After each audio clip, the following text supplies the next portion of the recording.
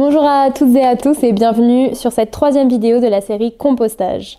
Nous allons aujourd'hui rentrer plus en détail sur le fonctionnement d'un composteur et surtout ses produits valorisables. Le compostage, c'est un processus biologique de dégradation et de transformation des déchets organiques en un ou plusieurs produits valorisables.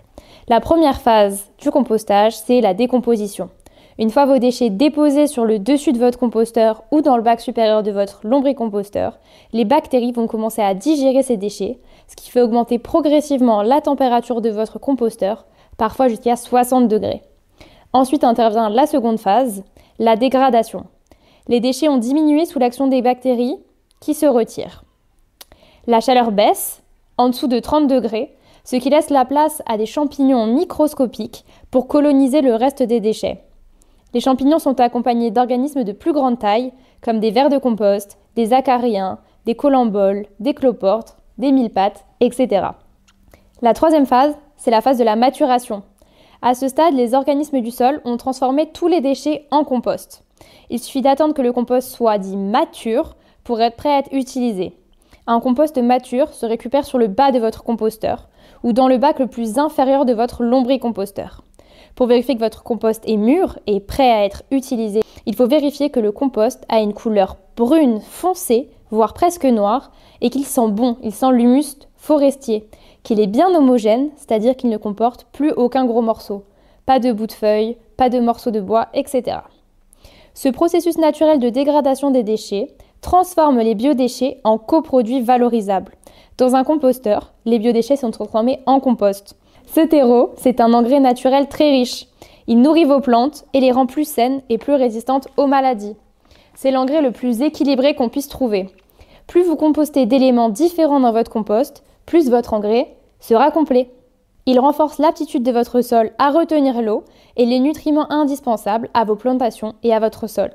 Cet engrais n'est pas à utiliser pur, il faut le diluer au 10e, car il est très concentré. Dans un lombricomposteur, il y a évidemment ce produit valorisable, donc cette dégradation en compost, mais également un autre coproduit, le lombrité ou jus de verre, dont nous avions parlé dans la vidéo précédente. Alors qu'est-ce que c'est ? Ce sont les lombrics qui produisent naturellement du compost en digérant les biodéchets et ce jus de compost fertilisant. Leur activité digestive va digérer l'eau contenue dans les matières organiques et celle-ci va ruisseler à travers le lombricomposteur jusque dans le dernier bac et en traversant le lombricomposteur, se charger en éléments nutritifs. Dans un composteur classique, le jus se perd dans le sol, mais dans un composteur, le dernier bac récolte ce fameux jus. Et ce bac ne participe pas à la rotation des bacs quand ils sont pleins. C'est toujours le dernier bac et il reste en dernière position. Les autres participent à la rotation.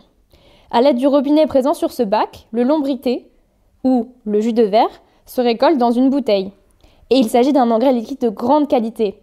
Comme le compost, le jus de verre s'utilise sur ces plantations, donc plutôt d'intérieur. Si vous utilisez le lombricomposteur, c'est que vous n'avez probablement pas d'extérieur, donc sur vos plantes d'intérieur, et à diluer aussi au 10e, car pareil, très très concentré. Il donnera un coup de fouet à la croissance et au bon maintien de vos productions.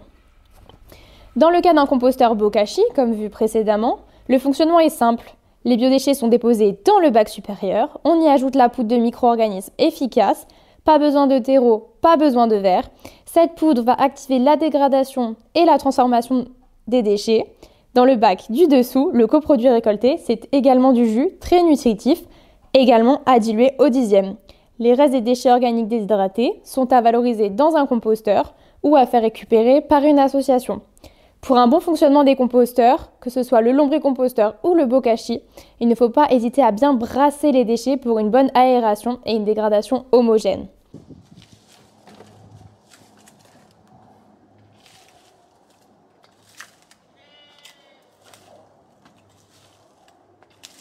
On ne s'attardera pas sur l'écoseau dont je vous ai parlé avant, qui est juste un réceptacle à biodéchets sans aucune action de dégradation, puisqu'il n'y a pas d'organisme ni de poudre ajoutée, et qui sera simplement ramassé et collecté puis valorisé dans un des composteurs évoqués précédemment.